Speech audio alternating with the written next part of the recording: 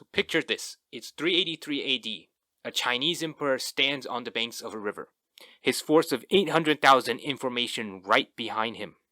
On the opposite bank, an enemy force of only 80,000 lie in wait.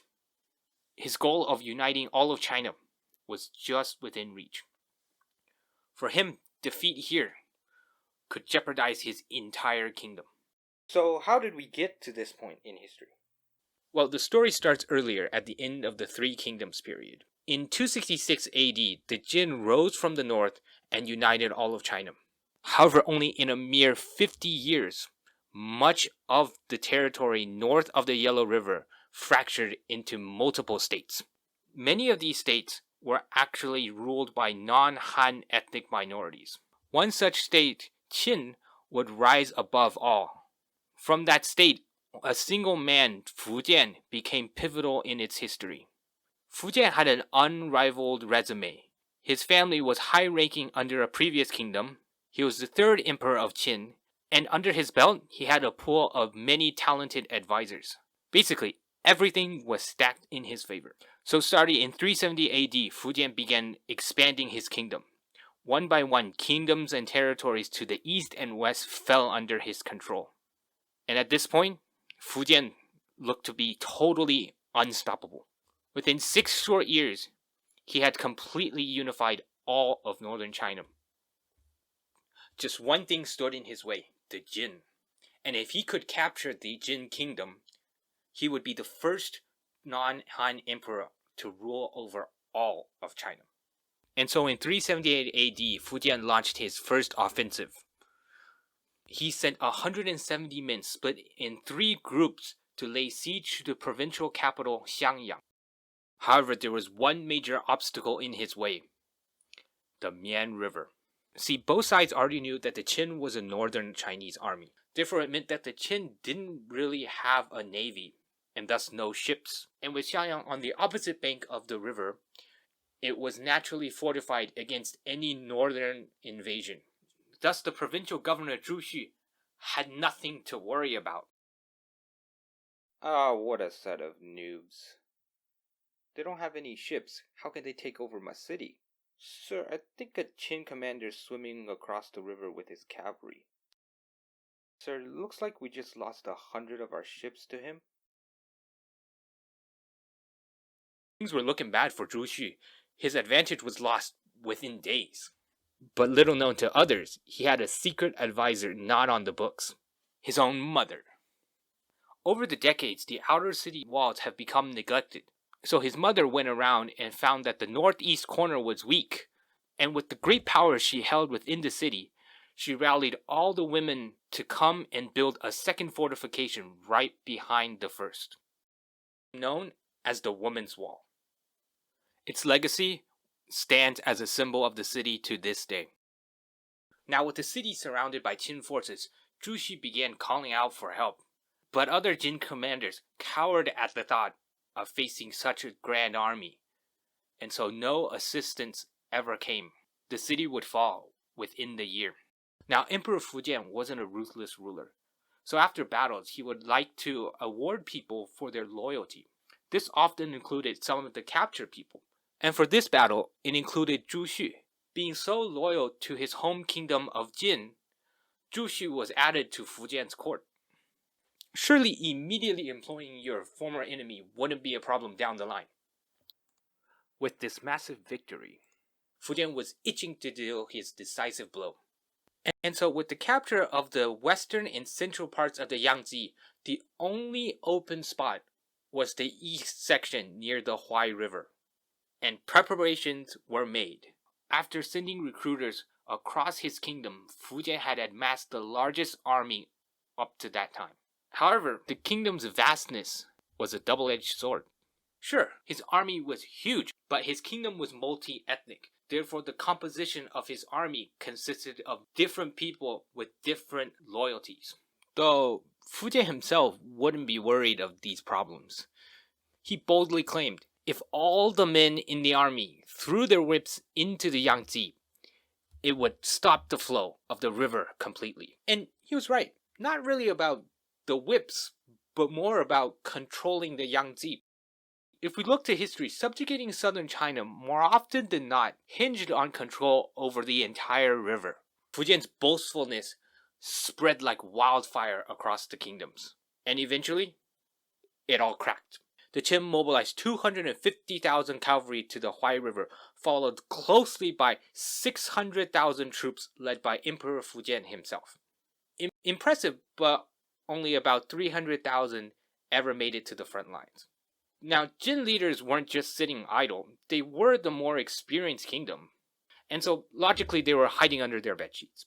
But they eventually remembered that they had a smaller but more experienced army. So they quickly sailed 5,000 ships followed by 80,000 troops up from the Yangtze to the Huai. This was a race to the city of Shouyang. Whoever could reach that city had a massive advantage. For the Jin, this was their last shot. Nothing else protected them from a full-scale invasion.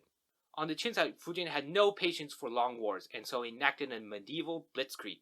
So the top general, the emperor's brother, Fu Rong, rode up, caught the entire city off guard, and brought it all down. And it looks as if the race was over. The Qin had won, and the capital was next. However, a wrench in the plans would come days later. The Jin troops weren't out of the race just yet. They had heard of the city's fall, and so they situated themselves downstream at a small fort.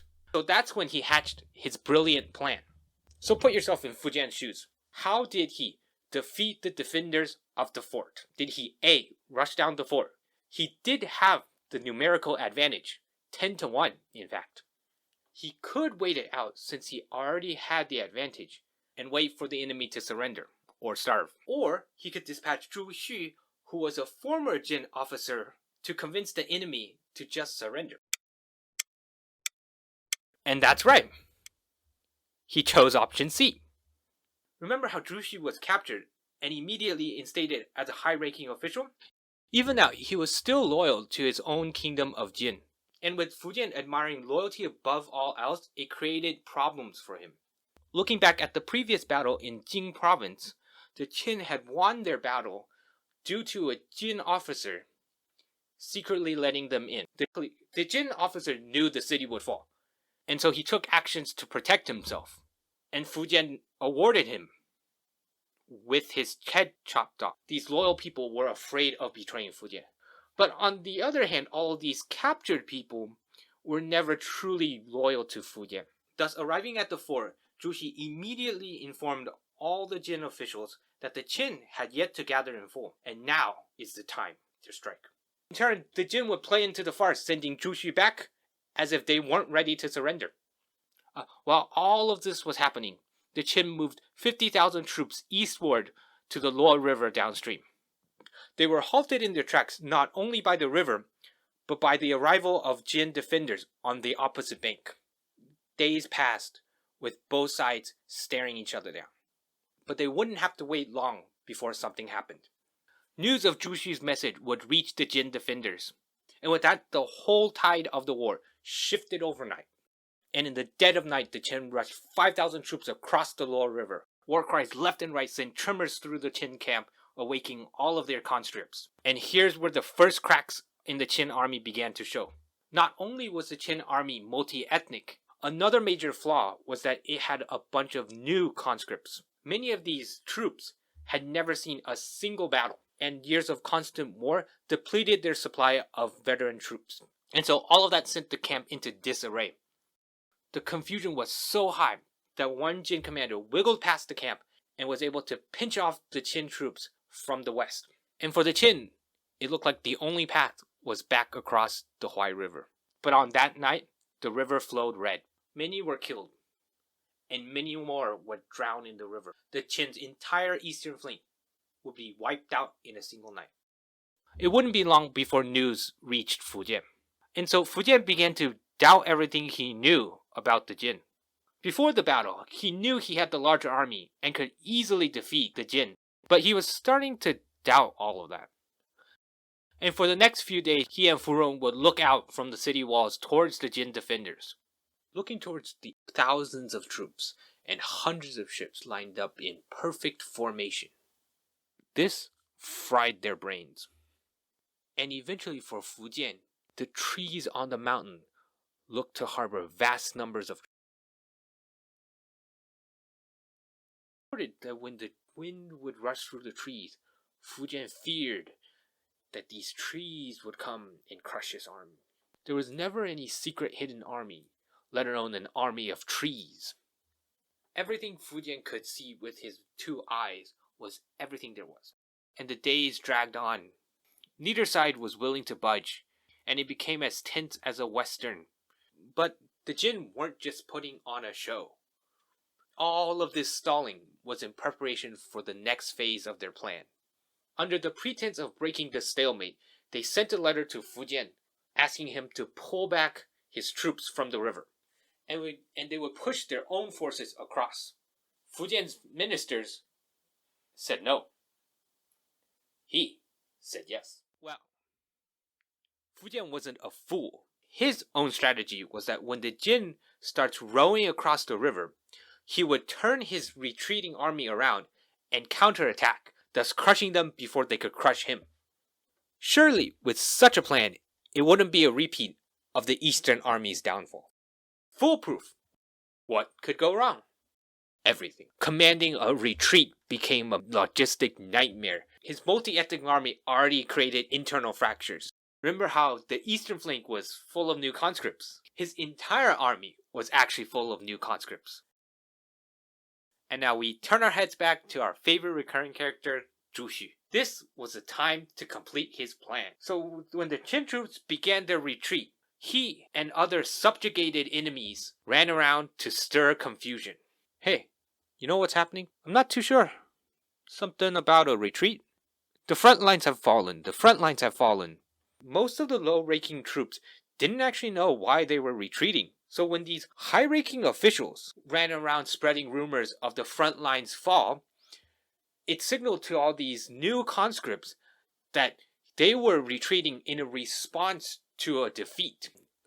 Camps left and right were sent into turmoil. The remaining loyal officers tried to calm everything down. But that was when tragedy struck. General Furong was flung off his horse and killed. And Emperor Fujian was sidelined by an arrow. And in the end, only 1/4 of his troops would ever make it back to the capital. Zhu Xu and the other instigators fled to Jin. News of the defeat spread across the kingdom. And that's when the different ethnicities saw their opportunity. The Murong family rose up in the east and re-established the Yan kingdom. Back at the capital, Fujian was at a loss. He had suffered history's largest defeat up to that point. His kingdom was now on the brink of collapse. In his rage, he offended many of his ministers, would flee west to his homeland and start his own uprising.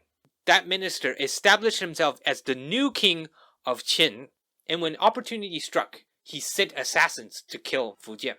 Fujian's legacy ended on the spot. The Jin was able to reclaim a lot of lost land, but eventually they themselves fell to the Song kingdom. Northern China wouldn't be reunited again until 429 AD, and the whole of China would remain fragmented until the Sui dynasty in 581 AD. Fujian's legacy would live on in Chinese history. His entire endeavor at the Fei River would set itself not only in history, but in literature as well.